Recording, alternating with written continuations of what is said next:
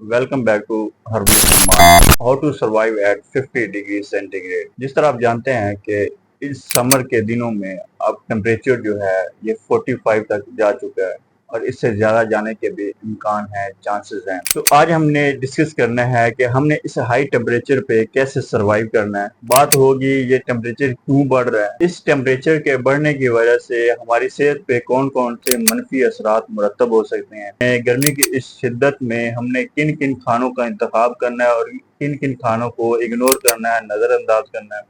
और साथ बात होगी कि कौन कौन से बेहतरीन समर टॉनिक ड्रिंक्स हैं जिनका हमने इंतखाब करना है और खुद को हाइड्रेटेड रखना है। और उसके साथ साथ बात होगी कि हमने किस तरह के रहन सहन को अडॉप्ट करना है इस गर्मी की इस शिद्दत में, किस तरह के आउटफिट लेने हैं, ड्रेस लेने हैं, कपड़े पहनने हैं। तो बात होगी तफसील से इस टॉपिक पे। वीडियो पूरी देखिएगा ताकि कोई भी पॉइंट मिस ना हो सके। और अगर आप नए हैं और चैनल को सब्सक्राइब नहीं किया तो सब्सक्राइब कीजिए और बेल आइकन को प्रेस करना मत भूलें ताकि इस तरह के हर लेटेस्ट और इंफॉर्मेटिव वीडियो आपको पहुंचती रहे। तो नाज़रीन, सबसे पहले देखते हैं कि ये जो हमारे इर्द गिर्द है जिस तरह टेम्परेचर बढ़ रहा है ये क्यों बढ़ रहा है। सबसे पहले तो इस पे एक नजर देख लेते हैं। जिस तरह आप जानते हैं कि हमारे इंडस्ट्रियल प्रोसेसेस की वजह से, हमारे एग्रीकल्चर प्रोसेसेस की वजह से हम डिफरेंट गैसेज रिलीज होती हैं एनवायरनमेंट में। ग्रीन हाउस गैसेज जैसे कार्बन डाइऑक्साइड है, नाइट्रिक ऑक्साइड है, उसके साथ साथ आपके पास मीथेन गैस है। इनके रिलीज होने की वजह से भी हमारा जो टेम्परेचर है बढ़ रहा है।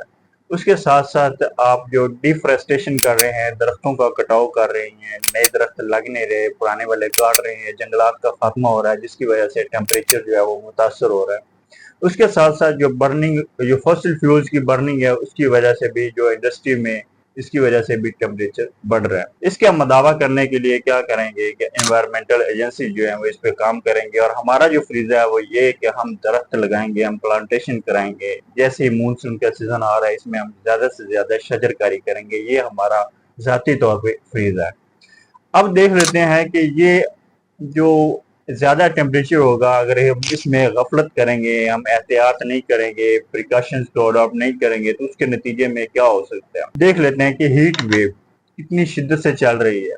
और ये हीट वेव जब हम गफलत का शिकार होंगे, जब हम काहली, सुस्ती, या जब हम खाने पीने में गफलत करेंगे, चलने फिरने में गफलत, नतीजे में हमें जो है हीट स्ट्रोक का सामना हो सकता है। अब हीट स्ट्रोक के साइंस क्या हो सकते हैं, तो जैसे ही आप देखते हैं कि ये गर्मी की शिद्दत बढ़ने की वजह से आपने कुछ शाहराओं के सोशल मीडिया पर देखा होगा, सिग्नल भी इवन मेल्ट हो चुके हैं। और उसके साथ साथ क्या हो रहा है, हमारी बॉडी जो है डिहाइड्रेट हो रही है। डिहाइड्रेशन में क्या होता है कि ना सिर्फ हमारी बॉडी से पसीने के साथ साथ पानी का खराज होता है बल्कि साल्स और कुछ इलेक्ट्रोलाइट्स भी खारिज होते हैं। ये जो टेम्परेचर बढ़ रहा है, सवाल ये है क्या हम इसमें सर्वाइव कर सकते हैं। जी हाँ, बिल्कुल हम इसमें सर्वाइव कर सकते हैं। सर, हमने पसीना, स्वेट की बात की। स्वेट क्या काम करता है, ये कूलिंग मैकेनिज्म में रोल प्ले करता है। हमारे जिस्म को जैसे पसीना ज्यादा खारिज होगा उसके नतीजे में क्या होगा, हमें ठंडक का एहसास होगा।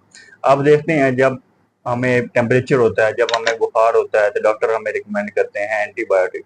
एंटीबायोटिक लेने के नतीजे में क्या होता है, हमारा जो तफहीर का अमल होता है, तफहीर का अमल, अमल तफहीर जैसे पसीना आने का अमल।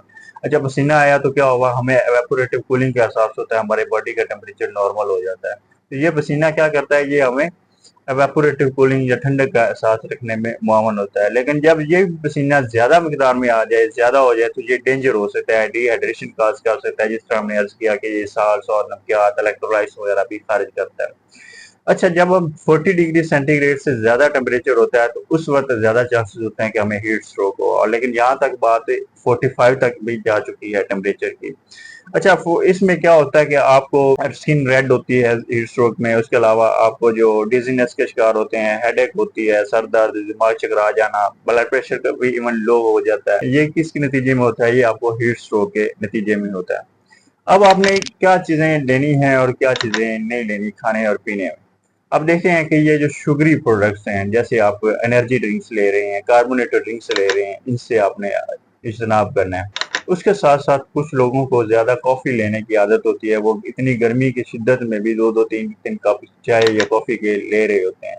तो ये भी आपको ज्यादा से ज्यादा डिहाइड्रेट करती है। तो हमने उन एजेंट से, उन फैक्टर से बचना है जो हमें जल्दी जो है डिहाइड्रेट करते हैं, और उन फैक्टर्स को अडॉप्ट करना है जो कि हमें हाइड्रेट रखते हैं, हमारी बॉडी को हाइड्रेटेड रखते हैं। अब आपने क्या करना है कि ज्यादा मकदार में पानी पीना है। इस बात का इंतजार नहीं کرنا کہ ہمیں پیاس لگے گی اور ہم پانی پیئیں گے، نہیں، آپ نے وقتاً فوقتاً گاہے بگاہے آپ نے پانی پیتے رہنا ہے، اور پانی بھی سادہ پلین واٹر ہو، یہ بھی، اور آگے یہ ہم واٹر کی ڈیٹیل میں ہم دیکھ لیتے ہیں کہ کس طرح کا آپ نے پانی لینا ہے۔ آپ نے فلٹر واٹر لینا ہے جو کہ نمکیات پر مبنی ہو۔ لوکل جو آپ دیکھتے ہیں کہ جتنے بھی منرل واٹر آپ کو بوٹل میں ملتے ہیں، یہ سارے منرل واٹر نہیں ہوتے، جسٹ وہ انہوں نے فلٹر پلانٹ سے گزار کر لیبل لگایا ہوتا ہے کہ دس از منرل واٹر، یہ سارس اس کے لیبل کے اوپر لکھے ہوتے ہیں، حقیقت میں وہ اتنا منرل واٹر نہیں ہوتا۔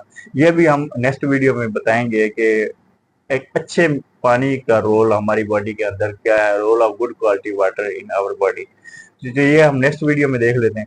اچھا، اس کے ساتھ ساتھ آپ کیا کیا سمر ٹونک ڈرنکس لے سکتے ہیں؟ آپ جس طرح بتایا منرل واٹر ہے، آپ جو ہے پلین واٹر لے سکتے ہیں، اس کے ساتھ ساتھ آپ جو ہے سندل کا شربت لے سکتے ہیں، تخم بلنگا، اسبگول اور جو گوند کتیرا کا استعمال وقتاً فوقتاً کر سکتے ہیں۔ یہ بھی آپ کے جسم سے ایک تو یہ آپ کو ہائیڈریٹ رکھتا ہے، اس کے ساتھ ساتھ آپ کے جگر کی، آپ کے مثانے کی گرمی کا اخراج کرتا ہے، آپ کے مثانے کی گرمی نہیں ہونے دیتا۔ اس کے ساتھ ساتھ آپ جو ہے املی آلو بخارا، یہ بھی کامن ہے، ہمارے یہاں چلتا ہے، اس کو بھی استعمال کرنا ہے۔ کوشش کریں کہ کلر کا استعمال نہ ہوا ہو، گھر میں بنائیں، آرگینک بنائیں، وہ اچھا ہوگا اور اس کا فائدہ بھی ہوگا، جگر کو بھی ٹھنڈک دے گا۔ اس کے ساتھ ساتھ آپ او آر ایس کا استعمال کر سکتے ہیں، نمکول کا استعمال کر سکتے ہیں، آپ ستو کا استعمال کر سکتے ہیں۔ اب ستو میں آپ جو کا آٹا بھی استعمال کر سکتے ہیں، یا بھنے ہوئے چنے کا آٹا بھی استعمال کر سکتے ہیں، یہ بھی آپ کے لیے بہت زیادہ فائدہ مند ہے، کارآمد ہے، یہ آپ کو ہائیڈریٹڈ رکھتے ہیں۔ اس کے علاوہ لیمن منٹ واٹر بھی آپ استعمال کر سکتے ہیں، شکنجبین جس کو آپ شکنجبی بولتے ہیں، اس کا بھی استعمال کر سکتے ہیں، یہ بھی آپ کو ایک تو نمکیات کی ضرورت کو پورا کرتے ہیں، وٹامن سی کی ضرورت کو پورا کرتا ہے، اس کے علاوہ آپ کے جگر کو، اپنے مثانے کو ٹھنڈک، آپ کی باڈی کو ہائیڈریٹ بھی رکھتے ہیں۔ اس کے ساتھ ساتھ جب سمر ٹونک ڈرنکس کی بات ہو رہی ہے اور لسی کی بات نہ کی جائے، لسی کو ڈسکس نہ کیا جائے، تو میں کہتا ہوں یہ سمر ٹونک ڈرنکس کے ساتھ نا انصافی ہوگی۔ لسی کو لاسٹ ٹائم ہم نے ویڈیو بنائی کہ یہ اشرف المشروب ہے، لوگ چائے کو اشرف المشروب کہتے ہیں، لیکن ہم لسی کو اشرف المشروب کہتے ہیں۔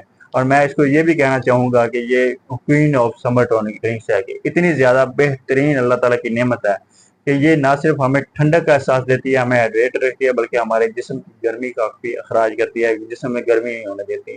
اب لسی اور لڑائی کے بارے میں کامن ہے کہ اب لسی اور لڑائی جتنی بڑھاتے ہیں بڑھتی جائے گی۔ آپ 1 کلو دہی لے لیتے ہیں، اس گھر میں لسی بناتے ہیں تو پوری فیملی وہ راج کے پی سکتی ہے۔ گنے کا جوس جو پاکستان کا قومی مشروب ہے، اس کا بھی انتخاب کر سکتے ہیں، جگر کے لیے ٹھنڈک کا باعث ہے، مثانے کی گرمی نکالتا ہے۔ اس کے علاوہ یہ شوگر کے مریض جو ہے اس کو لینے سے تھوڑا احتیاط کریں گے، لیں گے تو کام میں کتار میں لیں گے۔